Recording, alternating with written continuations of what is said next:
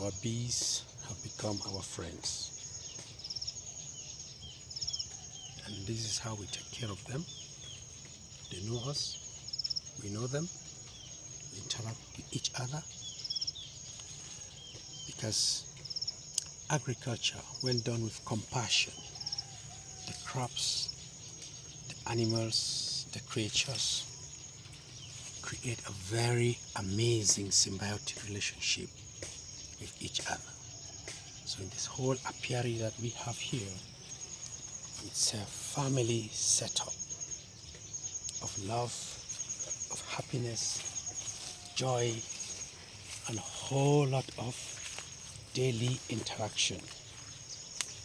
Don't be afraid of bees. Love them, take care of them, and know how to make a good relationship with them. Harmony with nature.